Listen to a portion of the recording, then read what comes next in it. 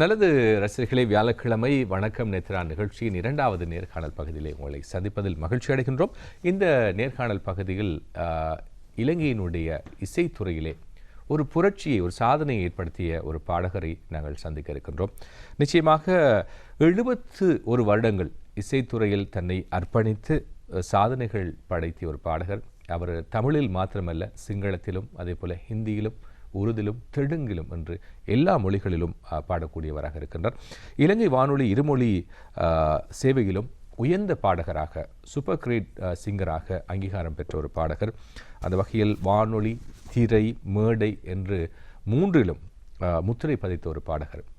நிச்சயமாக இலங்கையினுடைய இசைத்துறையிலே மீண்டும் மீண்டும் புரட்டி படிக்க வேண்டிய ஒரு பாடகராக அவர் இருக்கின்றார்.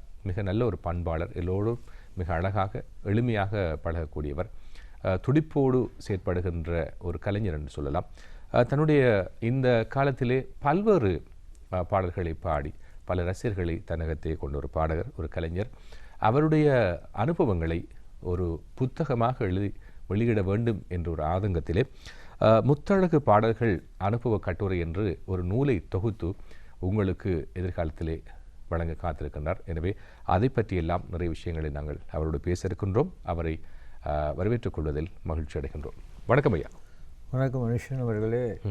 இந்த காலை வேளையிலே வணக்கம் நேத்ராவில் என்னை பேட்டி காண்பதும், அது என்னுடைய 71வது ஆண்டை காலடி பதிக்கிற இந்த நேரத்தில் உங்கள் வாயிலாக பார்க்கக்கூடிய ஒரு வாய்ப்பும், எங்களுடைய தயாரிப்பாளர் மிஸ்டர் கேசவன், எங்களுடைய நிராட் காஷ்மீர் அவர்களும் எங்களுடைய இனிய நண்பர்கள் என்னை பாராட்டி கௌரவிக்கிறதுக்காக நீங்கள் தந்ததுக்கு மிக்க மகிழ்ச்சி அடைகிறேன். நன்றி. நிச்சயமாக ஒவ்வொரு கலைஞர்களும் வாழ்த்தப்பட வேண்டியவர்கள், போற்றப்பட வேண்டியவர்கள், அவர்களுக்கு அங்கீகாரங்கள் வழங்கப்பட வேண்டும். தேசிய தொலைக்காட்சி என்ற வகையில் உங்களுக்கான அந்த கௌரவத்தை நாங்கள் வழங்கியிருக்கின்றோம். ஆனால் ஒரு 70 வருடம் பின்னுக்கு போய் உங்களுடைய அனுபவங்களை பற்றியெல்லாம் நாங்கள் பேச வேண்டும் என்றால், இப்போது இருக்கின்ற அந்த புதிய தலைமுறை அதை பற்றி தெரிந்திருப்பார்களோ தெரியாது. நாங்கள் 1956 போய் பார்ப்போம். அந்த அனுபவங்களை சொல்லுங்கள். 1956 பாடத் தொடங்குகின்றீர்கள். என்னுடைய ஒரு ப்ரொஃபைல் எழுதி வைத்திருக்கேன். நீங்கள் சற்று நேற்று அவதானித்தீர்கள். 1956 ஆண்டு நான் பம்பலப்பட்டி வஜிரா ரோட் என்ற இடத்தில் தான் வசிக்கிறேன். பாடசாலை செல்லும் காலம். என்னுடைய அங்கே ஒரு இசை சங்கீதத்தில் விற்பனர் ஒருத்தர் சுந்தர்ராஜ் அவர்கள் என்னை இனம் கண்டு கொண்டார். பாடசாலை பயிலும் காலத்திலே என்னை முதலாக டொரிங்டன் அவென்யூவில் உள்ள ஒரு ருது வைபவ விழா, அட்டெண்டன்ஸ் செரமனி என்று சொல்வார்கள். அந்த காலத்தில் பெதுரு சாதின்னு ஒன்று இருந்தது. இப்போதைக்கு அது பெதுரு சாதியெல்லாம் மியூசிக் ஃபீல்டாக மாறிவிட்டது. அதில் என்னையும் உள்வாங்கி கொண்டு வந்து பாட வைத்தார். அப்போதான் நான் என்னுடைய ஏஎம் ராஜா பாடல்கள், கண்டசாலார் பாடல்கள் இப்படியெல்லாம் பாடி வந்த காலம்.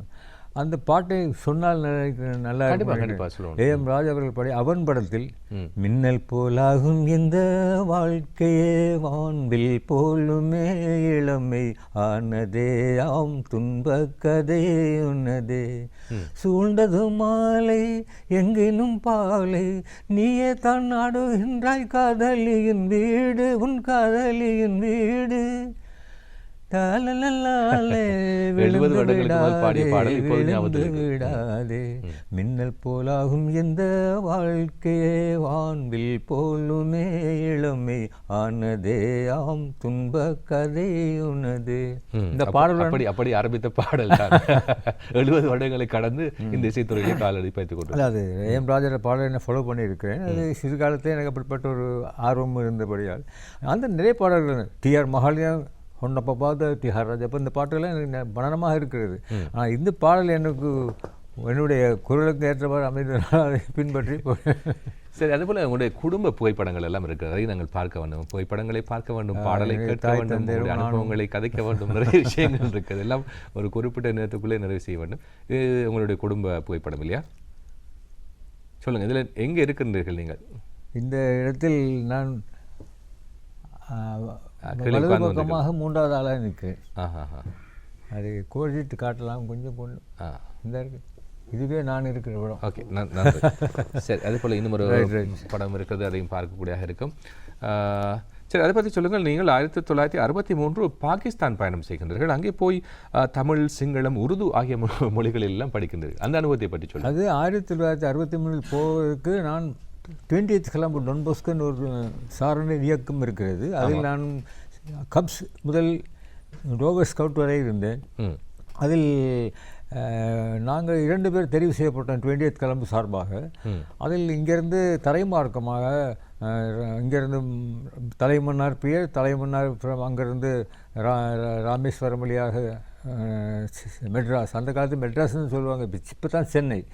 அப்படி போய் அப்படியே நியூ டெல்லி போய் அமிர்தசர் போய் பாகிஸ்தான் போனோம். அங்கே பாகிஸ்தானில் கிட்டத்தட்ட 1.5 மாதம் என்னுடைய பயணங்கள் அங்கே இருந்தது. அதில் இசைத்துறையிலையும் பாடக்கூடிய ஒரு சந்தர்ப்பத்தை உருவாக்கி கொண்டேன். அதில் ஒரு பாடல், மிக அருமையான பாடல், அந்த பாட்டு உருது பாடல், அதையும் அங்கே கற்றுக்கொண்டேன். அது $4.50 கொடுத்து அந்த இசைத்தட்டை வாங்கினேன். அந்த இசைத்தட்டு கிராமஃபோன் ஊசியை போட்டு தான் பாடலாம் அந்த காலத்தில். அந்த பாட்டு 2 வரையும் பாடினா நினைக்கிறேன் நல்லா இருக்கணும். ஆமாம். அதுக்கு முதல்ல இது வந்து உங்களுடைய குடும்ப படம் நினைக்கிறேன். இது என்னுடைய மகனும் துணைவியாரும் இருக்கார். ராயல் காலேஜில் அனுமதிக்கிற அன்ற ஆரம்ப நாள் அதுதான் அந்த படம். சரி, ஓகே. அந்த பாடலை பற்றி நாங்கள் சில பாட்டு வந்து ஷாஹே மதீனா ஷாஹே மதீனா यसरब के वाली शाह नबी तेरे दर के सवाली शाह मदीना शाह मदीना. இது உருது பாடல். பழமொழி தெலுங்கு, கன்னடம், மலையாளம் எழுதி கொடுத்தால் பாடுவேன். அது அப்படி என்னுடைய சொந்த பாடல் அப்படி பார்க்கும் பொழுது MS செல்வராஜ் அவர்கள் இசையமைத்தார். வெட்கம் வந்தது வெறுப்பும் வந்தது, அது தமிழ் பொப்பிசை பாடல். அது 3 மொழியிலையும் பாடக்கூடிய வாய்ப்பு கிடையாது. சிங்கள மொழியிலையும் பாடினேன், உருது, இந்த ஹிந்தி மொழியிலையும் பாடினேன், தமிழ் 3 மொழியிலையும் இருக்குது. அது வெட்கம் வந்ததோ வெறுப்பும் வந்ததோ பக்கம் வந்து பார்த்து பேசி பாடி ஆடவா, அது பொப்பிசை பாடல். அதே சிங்கள வழியில் வெண்பை அன்னதோ எக்பை என்னதோ ஆதரென்ற கிண்ண மகத பாரதென்னதோ, அதே பாடல் தமிழ் வடிவில் வந்து சிங்கள வடிவில். இப்போ நான் ஹிந்தி கற்றுக்கொண்டேன். அவர் பாபுஜி அவர்களிடம், இலங்கை வானொலியில் ஹிந்தி அனௌன்சர், அவர் எனக்கு வீட்டுக்கு வந்து ஆங்கிலம் ஹிந்தி கற்றுக்கொள்ளும் ஆர்வம். தில் கி மாருஃபத் प्यार की मीठी बात तेरा मेरा ज़ेरे लबों की दिल की मार्फत, இப்படி பாடுறேன். இப்படி மொழிகளை பற்றி அதே போல் நான் நினைக்கிறேன், நீங்கள் 1969 SLBCயிலே சிங்கள சேவையில், முதலில் வந்து சிங்கள சேவையில் தான் ஒரு பாடகராக நீங்கள் இணைந்து கொள்கிறீர்கள். 68 நான் தேர்ந்தெடுக்கப்பட்டேன். அதில் நான் பாடக்கூடிய ஒரு வாய்ப்பு கிடைத்தது. அது ஹெக்டர் சில்வாங்கிறவர் தான் முதல் இசையமைத்தார். அடுத்த தடவை முகமது சாலி அவர்கள் இசையமைத்தார்கள். அந்த பாடல் தாயை பற்றி அது என்னுடைய முதல் அனுபவம். வானொலிக்கு பிரவேசம் பண்ணக்கூடிய ஒரு சாத்தியக்கூறும் அதில் உருவாகினது எப்படின்னு கேட்டால், நான் ஒரு பாடகனாக அறிமுகமாகிறேன் சிங்கள பக்கம். தமிழ் பக்கத்தில் அப்பொழுது தமிழ் பக்கத்தில் மெல்லிசையோ தொல்லிசையோ பொப்பிசையோ இலங்கை தமிழ் சினிமா இருந்தது 63. அதுக்கு இடையிலே அப்படி ஒன்று இருக்கவில்லை. 1971 பிற்பாடு மர்ஹூம் HMP மொஹிதீன் அவருடைய தூண்டுதலாலையும், அவர் போர்ட் ஆஃப் டைரக்டர், மற்றது எங்களுடைய விவிஎன் நமசிவா அவர்களுடைய தூண்டுதலாலையும் ஏற்பாடுகளாலையும் ஒரு மெல்லிசை தேர்வு வைத்து மெல்லிசை கலைஞர்களாக 71 பிற்பாடு நிறைய பேர் பிரதிபலித்து வந்தார்கள். அதில் நானும் ஒருவர். 72 தான் முதல் மெல்லிசை எனக்கு வழங்கப்பட்டது. அது ஆர் முத்துசாமி அவர்கள் இசையமைத்தார். அந்த பாட்டு அன்னை பராசக்தி அனைவருக்கும் தாயவள் அன்பினை வேண்டி வந்தேன் தினம் இன்பமளி தமக்கேற்றம் இறைத்திடும் இணையடி போற்றுவேன் அன்னை பராசக்தி. பண்டிதர் கணபதி பிள்ளை அவர்கள் எழுதுது. இன்னொரு பாடல் KS நடராஜ் அவர்கள், அப்போ டைரக்டர் ஆஃப் தமிழ் சேலசாக இருந்தார். மாறி வந்து போனது மாநிலத்தாய் நீரினை மாறி வைத்து கொண்டனல் வறுமையுற்று கோடையில் நீரில்லாமல் உயிரலாம் நின்று வா அரசினர் பாரில் உணவு தருதல் போல் பங்கு பண்ணி தந்திட மாறி வந்து போனது. இந்த பாடல் முத்தழகு ஐயா அவர்களை பற்றி சொல்கின்ற போது, நான் 25 வருடங்களுக்கு முன்னர் உங்களை சந்திச்சிருக்கிறேன். ஆனால் 25 வருடங்களுக்கு பிறகு பார்க்கின்ற போதும் அதே மாதிரி தான் நீங்கள் இருக்கிறீர்கள். அந்த இளமையினுடைய ரகசியம் நான் ஆரம்பத்தில் கேட்க வேண்டும் நினைத்தேன். என்னால் ஒரு பாரிய மாற்றத்தை காணவில்லை. அதே தோற்றத்தோடு தான் இருக்கிறீர்கள். என்ன காரணம்? அது எல்லாம் அல்ல இறைவன் அவருடைய கடாட்சம். ஏதோ வாழ்ந்து கொண்டிருக்கும், பாடிக்கொண்டிருக்கும். அவர் போட்ட பிச்சையை நாங்கள் செய்து கொடுப்போம். அதிலும் ஒரு அடக்கம். சரி, இந்த புகைப்படத்தை பற்றி சொல்லுங்கள். இந்த புகைப்படம் அதில் 1965ஆம் ஆண்டு எம்ஜி ராமச்சந்திரன் அவர்கள் அப்பொழுது முதலமைச்சராக இருக்கவில்லை. இந்த நாட்டில் அவர் ஏற்பாடு செய்திருந்தார்கள். தினப்பதி காரியாலயத்தில் அவருடைய அந்த காரியாலயத்தில் ஏற்பாடு செய்த நிகழ்வுக்கு வந்திருந்தார்.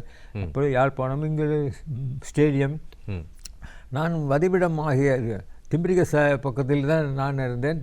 சிலோன் ஸ்டுடியோவுக்கு வந்து விஜயம் செய்த நேரம் எனக்கு ஒரு வாய்ப்பு கிடைச்சது. மிஸ்டர் நண்பர் ஒருத்தர் கார்த்திகே அவர் முன்னாடி நின்று எடுத்த படம் அது. சரி, அதே போல் இன்னும் ஒரு இந்திய கலைஞரோடு நின்று நீங்கள் உலகத்தின் 3வது வயலின் வித்வான் டாக்டர் எல் சுப்பிரமணியம் அவர்கள். அவர் இலங்கை பிறந்து வளர்ந்தவர், இப்பொழுது ஜெர்மனியில் இருக்கிறார். அவர் இலங்கைக்கு வந்து பல நிகழ்வுகளை நிகழ்த்தியிருக்கிறார். அவர் இலங்கையை பற்றி ரொம்ப சிந்திக்கக்கூடியவர், இலங்கை சிந்தனையோடு வாழ்கிறவர். யாழ்ப்பாணத்தில் பிறப்பிடமாக கொண்டு கொழும்பு நாராயணபேட்டையில் வாழ்ந்தவர். பெரிய ஒரு இசை நினைக்கிறேன். அவருடைய அழைப்புதல் கூட உங்களுக்கு கிடைத்திருக்கிறது. அதை நீங்கள் பத்திரப்படுத்தி ஞாபகமாக வைத்திருக்கிறீர்கள். இல்லை, இப்படிப்பட்டவருடன் இருந்து ஒரு புகைப்படம் எடுக்கிறது கூட அரிது. ஏன்னு கேட்டால் அப்படிப்பட்ட சிறந்த மகான்களுடன் பழகக்கூடிய வாய்ப்பு கிடைச்சது. அதை பெரிய பாக்கியமாக கருதுகிறேன். ஆமாம். அதே போல் 1994 மே மாதத்தில் இன்னும் ஒரு புகைப்படம், இது இலங்கையில் எடுக்கப்பட்ட ஒரு புகைப்படமாக இருக்கிறது. இன்னொரு அது எங்களுடைய முன்னம் இங்கே பணிபுரிந்த அபியவர்தன பாலஸ்ரீ அவர்களுடைய தலைமையின் கீழ் ஒரு உலக சுற்றுலாங்கிற நிகழ்வு, அதில் ஜெனீவாவில் போய் அந்த நிகழ்ச்சியில் பங்கு பெற்ற நிகழ்வு தான் நீங்கள் இப்போ எடுத்து காட்டுறீங்க. அதே போல் உங்களுடைய அந்த இசைத்துறை அனுபவங்களை பற்றி நாங்கள் பேசுகின்ற போது நீங்கள் மெல்லிசையில் தான் தங்களுடைய கால் பதிக்கின்றீர்கள். அதுக்கு பிறகு பொப்பிசை, அதுக்கு பிறகு திரையிசை, மேடக இசை என்று சொல்லி உங்களுடைய பரிணாமங்கள் வளர்ச்சி அடைந்து கொண்டு போகுது. அந்த மெல்லிசை அனுபவங்களை பற்றி சொல்லுங்கள். அதுக்கு பிறகு எப்படி பொப்பிசைக்கு போகின்றீர்கள்? ஆரம்பத்தில் மெல்லிசை, பொப்பிசை, திரையிசை என்று வித்தியாசமாக ஒன்றும் தெரியவில்லை. ஆனால் 1971ஆம் ஆண்டு இது ஆரம்பிக்கப்பட்ட காலகட்டத்தில் ஈழத்து பாடல்கள், மெல்லிசை பாடல்கள் என்ற டைட்டில் தான் இதெல்லாம் அறிமுகமானது. அதில் பாடிய பிற்பாடு மெல்லிசை கலைஞர்களாக நாங்கள் பிரதிபலிக்கக்கூடிய ஒரு வாய்ப்பு ஏற்பட்டது. மெல்லிசையில் தான் தமிழ் பக்கம் பாடலாகி பாடல் பாடி அதில் எங்களை முத்திரை பதிக்கக்கூடிய ஒரு வாய்ப்பு ஏற்பட்டது. எனவே மெல்லிசை பாடகனாக, மெல்லிசை மன்னனாக, மெல்லிசை செல்வனாக பலரும் பல டைட்டில் கொடுத்திருக்கிறார்கள். ஆனால் மெல்லிசை பாடல்கள் தான் எங்களுடைய தமிழ் பக்கத்தில் அறிமுகம் என்று நான் நினைக்கிறேன். ஏன்னா அதுக்கு முந்தைய பாடல்கள் தென்னிந்திய சினிமா பாடல்கள் உள்வாங்கி தான் பாடியிருக்கிறோம். கூட நான் ஆரம்பத்தில் ஒரு பாட்டு பாடினேன்னு சொன்னேன். ஏஎம் ராஜா, கண்டசாலா, இப்படி டிஎம் மூர்த்தி, இப்படி பலருடைய பாடல்களை பாடியிருக்கிறோம். ஆனால் எங்களுக்கு சொந்த பாடல்கள் உருவாகிறதுக்கு ஒரு முத்திரையிட்டா போல் மர்ஹூம் எச்எம்பி மொஹிதீன் அவர்களும் எங்களுடைய விவிஎன் நமசிவாயம் அவர்களும் செய்த அந்த பணி, நாட்டில் பல கலைஞர்கள் உருவாகியிருக்கிறார்கள். பல கலைஞர்கள் உருவாகி இன்றைக்கு ஒரு மெல்லிசை பாடகர்களாக, மெல்லிசை பாடல்கள் பாடிய ஆட்களாக இருக்கார். அது என்னுடைய நண்பர் ஒருத்தருக்கு அமுதன் அண்ணாமலை, ஓ ஷீல்லா ஒல்லில்லா you don't look at me, oh Shanti Vasanti you don't smile at me, அப்படி பாடுவார். இன்னொரு பாட்டு இருக்கு, மாணிக்கத்தேரிலே மயில் வந்தது, அந்த மயிலாசனத்திலே தேர் வந்தது. எங்களுடைய தயாரிப்பாளர் கேசவன் அவர்களுடைய அப்பா, குயிலே குயிலே கவி குயிலே, குயிலே குயிலே கவி குயிலே, தாலல்லா தாலல்லா குயிலே குயிலே கரி குயிலே. அந்த பாட்டு அவருடைய அப்பாவுடன் நான் சேர்ந்து இருக்கிற காலத்தில் அவர் படித்த அவர் பன்னிசை பாடல்களுக்கு வருவார். அவருடைய இனிய நண்பர் வீட்டுக்கும் வருவார். லேபர் டிபார்ட்மெண்ட் வேலை சார். அவர் பாடிய பாடல் பதிவில் இருக்கிறது. நீங்கள் பாடிய ஒரு பாடல் நாங்கள் பார்ப்போமா? பாடிய பாடல் தயாராக இருக்கிறது, நாங்கள் அதை பார்ப்போம்.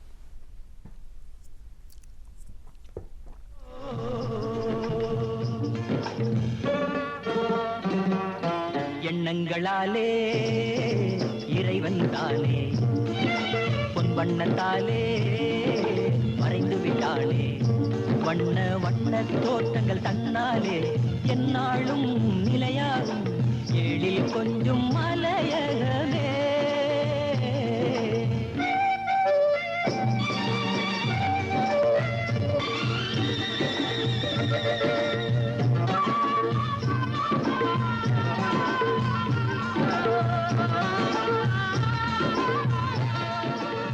எண்ணங்களாலே மிக அழகான ஒரு பாடல், எல்லோரும் முணுமுணுக்கின்ற பாடலாக கூட இந்த பாடல் இருக்கிறது இல்லையா? இந்த பாடலை பற்றி சொல்லுங்கள். இந்த படத்தில் கதாநாயகன் நடிக்கிற சிவராம். இப்போ தற்போது இருக்கார், சென்னையில் இருக்கார். இப்போ நான் அண்மையில் 2-3 மாதமாக சென்னைக்கு போயிருந்தபோது அவரை நான் சந்திக்கக்கூடிய வாய்ப்பு கிடைச்சது. அவர் சென்னையில் தங்கியிருக்கிறாரு குடும்பத்தோடு. அவர் வந்து அந்த பாட்டு வந்து அனுராகம் திரைப்படத்தில் ஈழத்து ரத்னம் அவர்கள் எழுதின பாட்டு, சரத் தசநாயக இசையமைத்த பாடல். இந்த பாடலில் பல ஊர்களுக்கு போய் படிக்கக்கூடிய வாய்ப்பு கிடைச்சது, வாய்ப்பு உண்டாக்கி இருக்குது. எனவே அந்த பாட்டை நாம் எப்போவுமே மறக்க முடியாத ஒரு பாட்டு. நீங்கள் ரசிக்கின்ற ஒரு பாடல். அதே போல் இன்னொரு புகைப்படம் இருக்கிறது. இந்த புகைப்படத்தை பற்றி நீங்கள் சொல்ல வேண்டும். இதை பற்றி சொல்லுங்கள். உங்களோடு ஒருவர் நிற்கிறார். யார் ஞாபகம் இருக்கிறதா? சரி, அந்த புகைப்படம். அதே போல் இன்னும் சில புகைப்படங்களையும் பார்க்கலாம். இந்த புகைப்படத்தை பற்றி சொல்லுங்கள். இதில் வந்து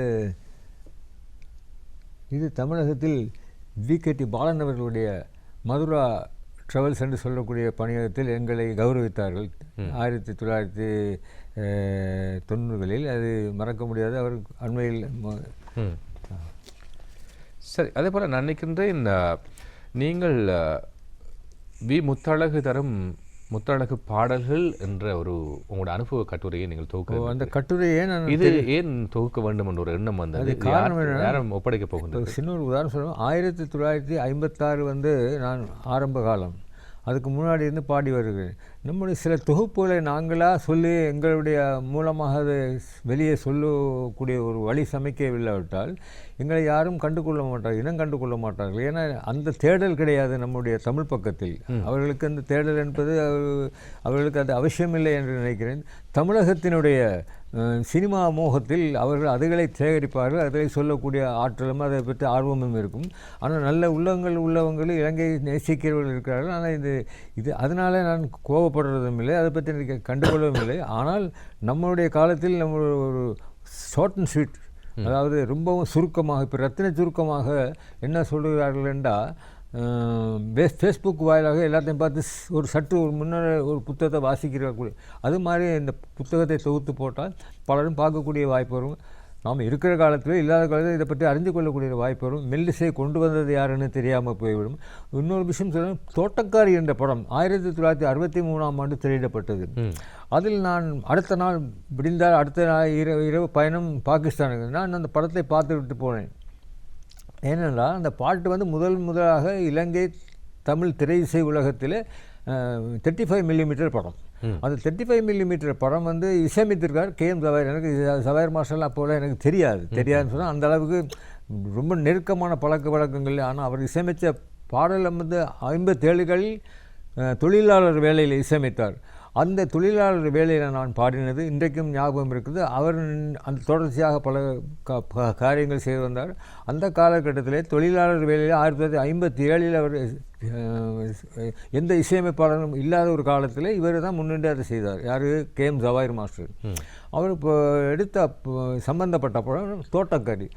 அதில் ஹருண் நந்த்ராவும் கௌரிசர் ராஜபன் இக வாழ்வினிலே மகிழ்வோம், இனிதாய் நாம் வாழ்ந்திடுவோம், துணை தேடியே நிழல் போலவே அன்பே நான் அடைந்தேன் கண்ணே, இக வாழ்வினிலே மகிழ்வோம், இனிதாய் நாம் வாழ்ந்திடுவோம். அந்த பாடல் வந்து மிகவும் அழகான பாடல். அது திரைப்படத்தில் வந்தது. இப்பொழுது கேட்கக்கூடிய வாய்ப்புகள் இல்லை. எனவே அந்த மாதிரி காலத்தில் திரைப்படம் வளர்ச்சி அடைஞ்ச காலத்தில் எல்லாம் மெல்லிசை இருக்கவில்லை. இந்த ஒரு பதிவுகள் இருந்தால் சொன்னால் இந்த யாரும் ஏற்றுக்கொள்வார்களோ ஏற்றுக்கொள்ள மாட்டார்களோ அதை பற்றி எனக்கு பிரச்சனை இல்லை. என்னுடைய வாய் மூலமாக என்னுடைய எழுத்து மூலமாக இதை பிரதிபலிக்க ஒரு ஆவணம் இருக்க வேண்டும், ஆவணம் உருவாக்கப்பட வேண்டும். அதாவது மெல்லிசை அது சந்தன மேடையாக மாறியிருக்கிறது, அது ஈழத்து பாடல்கள் மெல்லிசையாக மாறியிருக்கிறது, சிறிது பொப்பிசையும் அதுக்கு அதோடு சேர்ந்து வந்தது. இது எப்படி போனால் சிங்களத்தில் சரளகின்னு சொல்லுவார்கள். சரளகின்னு மெல்லிசை ஒரு பாடல் இருக்கிறது, அதை பார்த்து ரசிப்போம். நம் நாட்டு பாடல்களுக்கு, நம் நாட்டு பொப்பிசை பாடல்களுக்கு, நம் நாட்டு திரை இசை பாடல்களுக்கு உரமூட்டி வளர்த்து வரும் நம் நாட்டு கலைஞர் முத்தழகுவின் மதுரமான குரலில் எண்ணங்களாலே இறைவன் நானே.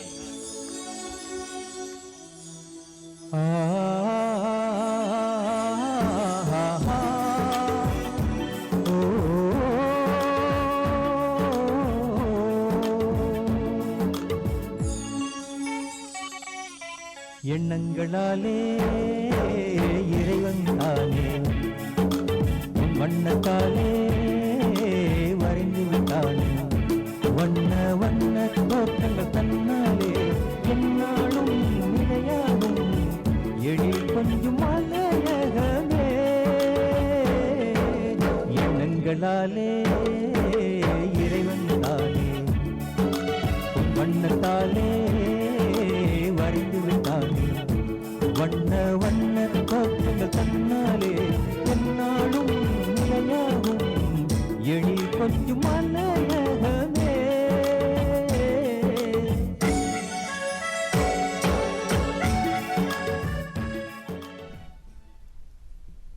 உலக அறிவிப்பாளர் BH அப்துல் ஹமீத் அறிவிப்பு செய்ய நீங்கள் பாடியிருக்கிறீர்கள். அவருக்கும் உங்களுக்கும் இடையிலான ஒரு தொடர்பு, நல்ல உறவு ஒன்று இருக்கிறது. அவர் நீண்ட காலமாக வானொலியில் பணிபுரிந்தவர். அவர் உங்களுடைய முன்னேற்றங்களில் என்னுடைய மிக பங்காளி, நிகழ்ச்சிகளுக்கு நிறைய ஒத்துழைப்பு வழங்கியிருக்கிறார். அவரை நான் மறக்க முடியாது. என்னுடைய சப்தஸ்வரம் என்ற ஒன் மேன் ஷோ, என்னுடைய தனிநபர் இசை நிகழ்ச்சியில் அதிகமான இசை நிகழ்ச்சிக்கு தொகுத்து வழங்கியிருக்கிறார் BH அப்துல் ஹமீத் அவர்கள். இன்றைக்கு உலக அறிவிப்பாளராக இருந்து கொண்டு பல துண்டுகளை செய்து கொண்டிருக்கிறார். எனவே அது சுதந்திர சருக்கத்தில் எடுத்த அந்த பாடல் நான் பாடக்கூடிய வாய்ப்பு இருக்கும் பொழுது அவர் தான் அந்த தொகுத்து வழங்கினார். ரொம்ப நன்றி அவருக்கும். சரி, அதே போல் உங்களுடைய பாடிய இருவட்டுக்கள் எல்லாம் நீங்கள் வெளியிட்டிருக்கிறீர்கள். பல பாடல் இருவட்டுக்களை வெளியிட்டிருக்கிறீர்கள். அதில் ஒன்று தான் என்னுடைய கரம் இருக்கிறது. இது எப்படின்னு கேட்டால், நான் நிறைய இலங்கை தமிழ் திரை இசை பாடல்கள் தொகுத்து வெளியிட்டேன். அது அப்பால் ஜமுனா ராணி அவர்கள், தமிழகத்தின் பிரபலமான பாடகி K. ஜமுனா ராணி அவர்கள், தென்னிந்திய சினிமா பின்னணி பாடகி, அவங்களுடன் திருமதி ஜிக்கி அவர்களுடன், S. ஜானகி, P. சுசிலா போன்றவர்களுடன் நான் பாடக்கூடிய வாய்ப்பு கிடைத்தது. அதில் K. ஜமுனா ராணி அவர்களுடன் இணைந்து பாடிய பாடல்கள் நிறைய பேரும் புகழையும் தந்தது. இந்த பாடல்கள் நாங்கள் 1983ஆம் ஆண்டு கலாவதி அவர்களுடன் இணைந்து நானும் ஸ்டான்லி பீரிஸ் அவர்களுடைய இசையமைப்பில் புத்தி கீர்த்தி சனோட தயாரிப்பில் அந்த பாடல் பாடினோம். பிம் கெக்குலோ பிப்பி என்ற பாடல் படம், இந்த கேசட்டினுடைய பேர். அந்த காலத்தில் பாடல் ஞாபகம் இருக்கிறதா? அதில் வந்த பாடல் தான் இன்றைக்கும் பிரபலமான இடங்களுக்கு போகக்கூடிய ஒரு வாய்ப்பு உண்டாகிறது. அதில் 2-3 பாட்டு இருக்கு. ஜீவன் மேகமன சன்சாரே யவேனம் அந்த காரே நொலபாலோகே யா ஹெக்கிதோ சோயா மார்கே ஹெக்கிதோ சோயா மார்கே ஒபையாய் நம் தனிவ அந்த காரே ஓபட்டாலோகே தென்னமே ஸ்திர சாரே தேவி அதிதிக் மே சன்சாரே அதிதிக் மே சன்சாரே. அவன் ஜமுனா அப்படி எல்லாரோடையும் பாடிருக்கேன். ஜிக்கியோட அன்பேவா அழைக்கின்றதன் மூச்சே கண்ணீரின் துன்பம் போச்சே கரை சேர்த்திடேல் காதற்கில்லை அன்பேவா. மகேஷ்டானோட ஓஹோ எந்தன் பேபி நீ வாராய் எந்தன் பேபி கலைமேவும் வர்ணஜாலம் கொண்ட கோலம் காணலாம் ஓஹோ எந்தன் பேபி. அருமையான பாடல்கள். அதே போல இப்போது நாங்கள் திரையிலே பார்க்கக்கூடியதாக இருக்கும் இந்த உங்களுக்கு கிடைத்த அந்த ஞாபக நினைவு சின்னங்களை பற்றியும் நாங்கள் பேச வேண்டும். அதை பற்றி சொல்லுங்கள். இப்போது திரையில் நீங்கள் என்னுடைய பிறந்தநாள் 1943 பிறந்தேன். ஜனவரி 18ஆம் தேதி. இது வலஸ்முல்லைங்கிற ஊரில் எங்கள் கிடைக்கப்பட்ட போன ஜனவரி 18ஆம் தேதி அங்கு தான் கொண்டாடினார்கள். இது எங்களுடைய இது நைவலாந்தியன்னு சொல்லி ஒரு இடத்தில் ஒரு விழா எடுது. அதில் எங்களுக்கு கிடைக்கப்பட்ட இது. மற்றது நிறைய கேடயங்கள் இருக்குது.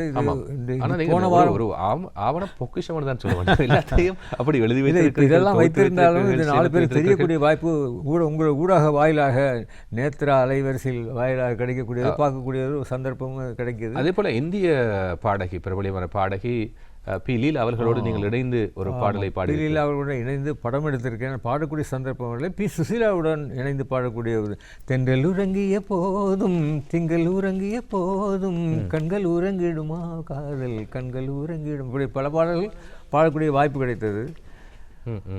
அதே போல் தென்னிந்திய பிரபலிய பாடகர் SP. பாலசுப்ரமணியம் அவரோடு நீங்கள் எடுத்த ஒரு பாடல் புகைப்படம் கூட இருக்கிறது. அந்த அனுபவங்களை பற்றி. ஆமாம், இளையராஜா அவர்கள் இலங்கைக்கு வந்திருந்த இடத்துல SP. பாலசுப்ரமணியம் வந்தார். நாங்கள் நேரடியாக இளையராஜாவை சந்திக்கக்கூடிய வாய்ப்பு. இசைஞானி இளையராஜா செய்த ஒரு பாடல் கூட காசி திரைப்படம், அது சிங்களத்தில் டப்பிங் அல்லவா, அது திரும்ப செய்தார்கள்.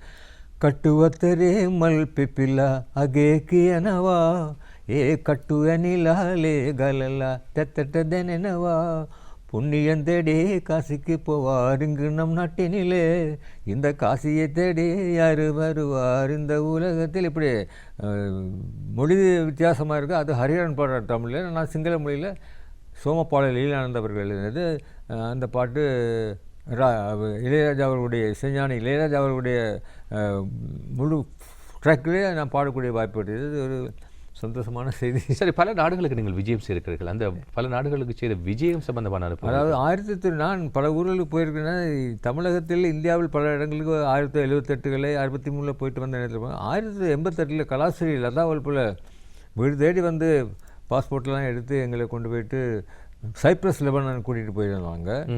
அதுக்கப்புறம் அபேவர்த பாலுஸ்ரீ அவர்கள் 1994 ஃப்ரெடி சில்வா, நான், அபேவர்த பாலுஸ்ரீ, நிரஞ்சலா சரோஜினி, மனோஜ் பிரி, ஜெகத் விக்ரமசிங்க போன்றவருடைய கணனி இசையமைப்பில் இத்தாலி, ஜெர்மனி, சுவிட்சர்லாந்து பல ஊர்களுக்கு செங்கன் விசா பல ஊர்களுக்கு போகக்கூடிய வாய்ப்பு வந்து ஒரு மாதம் 1.5 மாதம் தொடர்ச்சியாக 95 போனோம். அதில் திருமதி எங்களுடைய கலாசுரியார் சனத் நந்தசரி, அங்கே போனால் மல்காந்தி நந்தசரி, கலாசுரி கலாவதி அவர்களும் எங்களோட இணைந்து வந்துட்டார்கள். அதுக்கும் இசையமைப்பாளர்கள் அவங்க தான், ஜெகத் விக்ரம, மனோஜ் பிரி. பல ஊர்களுக்கு போகக்கூடிய வாய்ப்பு கிடைத்தது. அந்த ஊர்களுக்கெல்லாம் போயிட்டு பலரை சந்தித்தோம், பாடினோம்.